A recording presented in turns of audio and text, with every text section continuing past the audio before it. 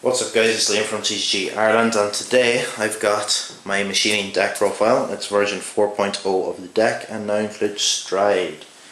I also have Aaron and Jordan here with me, so if they want to input at any time they can. Hey. Hello. And they'll be doing deck profiles as well today, so expect those in the future too. Now this deck I'm bringing to Arcade Con, which is tomorrow. Yeah. So obviously it won't be released before it because I don't want people knowing what I've got in case, God forbid, anybody watches our videos. Yeah. But no, yeah, just in case anybody sees the video, we're like, oh sure, if they're going to Arcade Con, they still know exactly what they're playing. Yeah. So we'll start off with the grade 3s. I could start with the G deck, but this kind of makes sense more. We're starting off, we've got Machining Tarantula Mark II. I'll move the starter out of the way. You kind of know what he does, and if you don't, you pretty much call it. He's a forerunner. You put him into the soul, stand something, and give it 3k in the main phase, which comes in handy for the next card I'll show you. This guy, Machining Tarantula Mark II, he's the Legion of the deck. You counterblast. He legions with Hornet Mark II. You counterblast 1 whenever you drive check a copy of your Vanguard. So that's the grade 2 or the grade 3. You stun your opponent's Vanguard. And then his other skill, which is actually very handy for recycling the deck if you need to. If you say rewrite him over say 2 other units with machining. What are you doing? I'm just playing. You're playing on your phone. Yeah. Sorry. That's professional. Sorry. Guys. Just completely. Alright. Sorry. So basically you can soul blast out any tarantulas or hornets you have and then just re-legion. So say you only have 2 cards in the drop, you can throw 2 cards that were in your soul, stun a rear guard while you're at it, and you can just legion right away. Yeah. Then our main target of the deck to ride is Machining Stag Beetle. Now this guy I've been an advocate for God knows how long, since he's been in every single version of this deck. Even through like the Break Ride era and everything, because he just pushes numbers. Like he's 26 if you call it a grade 2 and a grade 1 if you get your desired ride targets. So he literally pluses and basically makes your opponent's next turn unguardable unless they've got a perfect guard. Unless they want to throw it out in their hand, you can do that too, I'm fine with that. But you know, whatever. This guy, he calls out 2 machining units as rest, and then you increase the power of, you take the card's power and then you increase it to his power, so you get 26 if you call out a 9k and a 7k. Then that's when little B comes in and stand something, give it 3k. I like to ride the 12k attackers because even though you don't get the power boost on the Vanguard circle, it's still a useful unit. And also, you can also reuse Tarantula, which is the grade 2, counterblast 1 and stun a unit. But I don't really go for that as much. If I can or whatever, it doesn't really matter. You can also ride Hornet, but we don't really want to ride Hornet ever. So that's our grade 3s. We're going to move on to the G zone next. I run 4 Carapace Mutant Deity. You didn't see that one. Carapace Mutant Deity, Machining Destroyer. This guy is just stupid. It's like Bushy Road went, hey, let's make a Persona Flipper that stuns, and then they forget the Persona Flipper rule. Literally. So his skill is act once per turn, counterblast 1 machining unit, and stun a rear guard. So you think, okay, that's not great. Then you go to his next rule, where if you have 4 machining units on rear guard circle, you can stun your opponent's Vanguard. And obviously, says you, oh, but what if I'm against Kagero? They're so OP. And you kind of go, no, they're not, because look, ride Stag Beetle, you can pretty much go ride Stride. You've got little B there, probably, sitting there behind. You call out 2. If you haven't got another rear guard, you call something down like a trigger, if you're good at the game. And you stun your opponent's Vanguard, and you can do it consistently every single turn because 3 drive checks you can nearly get enough get enough machines to pull off the effect again. It is so good. And if God forbid, I think what actually happened was they just went, actually we haven't printed that many machinings, it'll be fine. Sure, there are only 4 anyway. So anyway.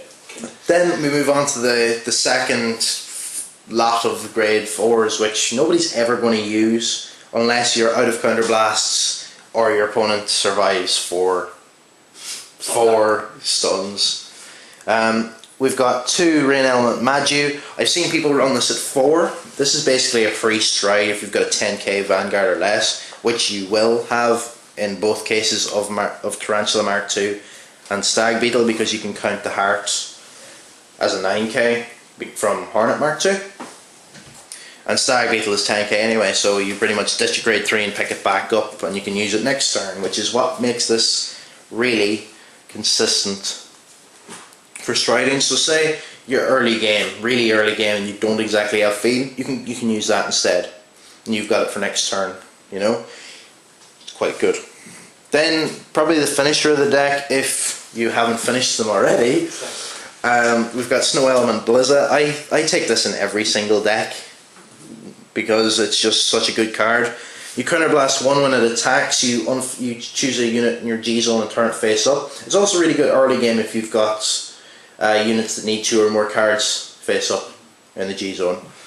This guy, he gets 5k for every unflipped face up card in your G zone. So if you've got like 3 Destroyer and you just decide to unflip another, that's 20k to you on top of your already massive numbers.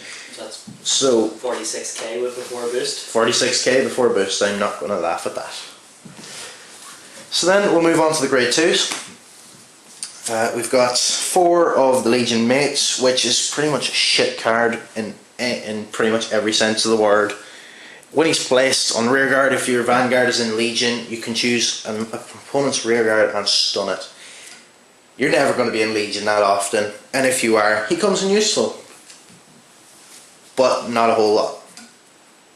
So he's kind of just like call him down, interceptor, throw him away, or whatever the hell you want to do. Then we've got 4 Machine Red Soldier. He's a 12k attacker of the deck. He's not a bad ride target because you can utilize him with Stag Beetle to call him something out, and he's stand him up, give 3k, and he's 15k. And then if you say call him like here, and you call it grade 1 there, you put a booster behind him, he's hitting numbers. Yeah, 22, yeah, hitting MLB. Yeah. Magic numbers. Then we've got 3 Machining Tarantula.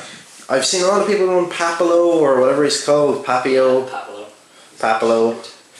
He's 8k. I prefer the pressure of this guy because it's like it forces your opponent to guard.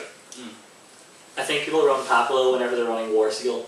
Yeah, that's what it is. Yeah, because you don't really have a lot of extra counterblasts in this deck.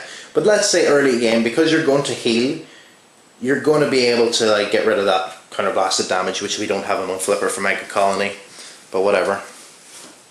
He counterblasts machining. It's not a big deal. You're not going to use it that often, but in the off chance that you do, we've got a dog with us as well, so yeah, you hear the pitter patter. Sorry. So that's the grade 2s. We're going to move on to grade 1s now. Oh, Jesus Christ! Just throw out cards everywhere. We run 2 quintet walls because Paralysed Madonna is really expensive now from when I got her when she was $4. I never really thought about getting more. I've actually play tested Machining Ladybug and it's not terrible. It can be really handy when you need it. But I still prefer perfect guards, so we run 2 perfect guards, which are the only 2 perfect guards I have for this deck. I'm such a scrub, I know. So then you can't really say much more about that. You can also counterblast the non-counterblastable damage from like Paralysed Madonna or the crit trigger that I've got in here, or a draw trigger or whatever. So then we'll move on to the rest of them. We've got 4 10k attackers. You could change this for Machining Mosquito, which is a soul charger, but I don't see much point in that. We also You could change this to 3 and run 4 of Machining Locust. It's whatever you prefer, whether you prefer more power or you prefer utility. I like the 3 Locust because he's not going to be used every single time, but when you do, he's really, really handy. He's the easiest drop and draw in the game, pretty much. He doesn't have to hit, he doesn't have to boost, he just, if all your opponent's rear guards are rested and their vanguards rest, drop and draw, that's it. Then probably the MVP, we've got Machining Caucasus. When an attack hits the dish unit boosted, and it's a machining unit that it boosted obviously, you choose one of your opponent's rear guards and you stun it, and that's pretty much what he does. The low numbers aren't much to worry about because you stick him behind the 12k attacker and everything's golden. Or the 10k attacker for the grade 1s. Or you can stick him behind Warsicle after you strike for a 31. Yes. Destroyer, you mean. What'd I say? You said Warsicle. Whatever. Destroyer. He's just a destroyer of worlds. He's got a really cool lore, so if you haven't read the lore on Destroyer, go look at it on the wiki. So on to triggers, we run 4 machining crits because that's all we have for machining crits. We run 4 Shelter Beetle. Nobody runs EBO1 cards but me. Then we've got 4 Raider Mantis all the way back from BT04 because we're good at this game and this deck needs draws. I've tested the version with stands. I ran 7 stand 5 crit just to lower the amount of non-machining in the deck. While it's very pressuring, it suffers hand size immensely because you're throwing your hand down to get Destroyer skill off. But really it's whatever you prefer. And then we run 4 machining Bombyx because it's a machining card. Smacking them down. So yeah, really there isn't much to say about how to play this deck. You literally aim... Stride. Blizza. Win. You literally You'd have won before Blizza anyway, but you know.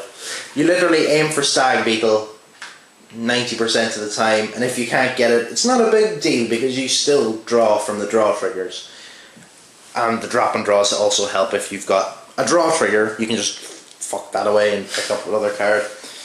But yeah, hope you guys have enjoyed this deck profile. There'll probably be more to come in the future. We'll have a little tournament report soon enough of how I'm going to win and just like laugh at everybody as they cry because they can't stand. Actually, and remember, if you get stunned and you try to stride, it comes in as rest. Yes. That's why it's good.